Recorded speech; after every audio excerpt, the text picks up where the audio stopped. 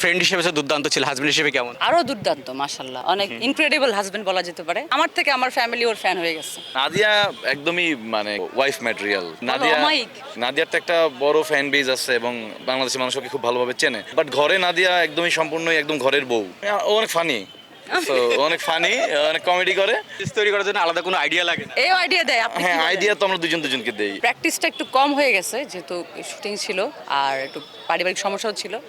Practice মাত্র একদিন করলাম, সো আমি আগে থেকে কিছু বলতে পারছি না, শরীর হাত পা সব ব্যথা করতেছে, হাত নীল হয়ে গেছে ক্যাচ ধরতে ধরতে, রক্ত জমে গেছে, এই তো। বাট আমার কাছে প্রত্যেকটা মুহূর্ত অনেক এনজয়েবল, কারণ আমার আশেপাশে আমার কলা কৌশলীরা, আমার কো আর্টিস্টরা, আমার বন্ধু বান্ধব সবাই আছে। সবাই আমার কাছে জিতার এখানে মেন উদ্দেশ্য একদমই না। আমরা সবাই ক্রিকেট প্রেমী, বাংলাদেশের সবাই ক্রিকেট খুব পছন্দ করি। সো আমাদের জাতীয় দলকে একটু কি বলে এটাকে, বুস্ট আপ তো আমাদের দেওয়া হবে না, ওরা এমনিতে অনেক বুস্ট আপ, মাশাআল্লাহ। জাস্ট একটা ট্রিবিউট করা, এটা ভালো একটা শব্দ, ট্রিবিউট করতে চাচ্ছি।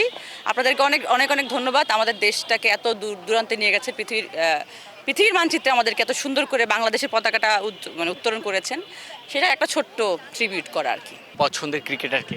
আমার হাজবেন্ড সালমান আরাফাত। হ্যাঁ, ওই যে ও তো ক্রিকেটে আছে, গতবার তো আমরা ফ্রেন্ড ছিলাম, এবার আমরা হ্যাঁ পারলে সালমান ভাই বলে ডাক দেন, দেখেন চলে আসবে। এবারে আসলে কথা বললো যে পছন্দের ক্রিকেটার জিজ্ঞেস করলাম, আপনার নাম বলে দিয়ে থাকে। আচ্ছা, ওইরকম কিছু না, লাইক ও তো ক্রিকেট অত দেখে না। সো ও ক্রিকেট নিয়ে যতটুকু যা বলা সেটা ওকে আমি বলি। সো ভাবে যে আমি ভালো প্লেয়ার, বাট মানে আমি খেলি, শখের খেলা খেলি আর কি। এই তো শখের খেলা। অনেক ভালো খেলে। হ্যাঁ, নাদিয়া তো অনেক ভালো পারফর্ম করেছে এবং ওর জন্য মানে কিছু কিছু ছোট ছোট ব্যাপার থাকে যার জন্য মানে একটা টিম জেতে। সো আমরা ফাইনালি গিয়েছিলাম, নাদিয়ার কিছু ক্রুশিয়াল ইনিংস। ওরে বাবা, হ্যাঁ, দুইটা 4 মারছে, একটা 6 মারছে। ওইখানে এক চারের জন্য যুদ্ধ করছে, মানুষজন কান্নাকাটি করছে। ধরিতে বক বেড়ে গেছে আর কি, ধরিতে বক বলা যেটা বলে। জীবনে তো ক্রিকেট ধরিও নাই হাতে, এটা আর কি। এখন আসলে কি কি বিষয়গুলো নিয়ে ডিসকাস হয় দুজনের ভিতরে, যেহেতু দুজনেই? না, আমাদের ক্রিকেট নিয়ে কোনো ডিসকাস তেমন হয় না, তবে আমরা একটু লাইক যেমন ক্রিকেটের কস্টিউম নিয়ে আমরা খুব সিরিয়াস, যে কি পরবো কি করবো, হাতে ব্যথা পাইছি, ও তুমি গ্লাভস, গ্লাভস পরে শুজ, প্র্যাকটিস করো, এভরিথিং। আর কি কি থাকে, কেমন হবে এবারের টুর্নামেন্টটা মনে হচ্ছে? না, আশা তো করছি ভালো হবে, এবার অনেক ফেয়ার হবে এবং সবাই খুব সিরিয়াস, দেখতেই পাচ্ছেন সবাই, মানে এক টিমে থেকে আরেক টিম বেশি ভালো। সো আমরা এখন আশা করছি যে যাই হোক, ফেয়ার হোক এবং মানে নির্ঝঞ্ঝাট একটা টুর্নামেন্ট হোক।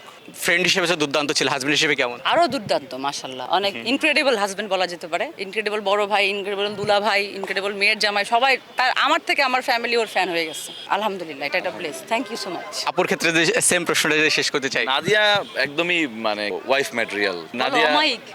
অমায়িক বলতে হ্যাঁ, মানে নাদিয়া ফ্যামিলিকে অনেক সময় দেয় এবং নাদিয়া লাইক নাদিয়ার তো একটা বড় ফ্যান বেজ আছে এবং বাংলাদেশের মানুষ ওকে খুব ভালোভাবে চেনে। বাট ঘরে নাদিয়া একদমই সম্পূর্ণই একদম ঘরের বউ।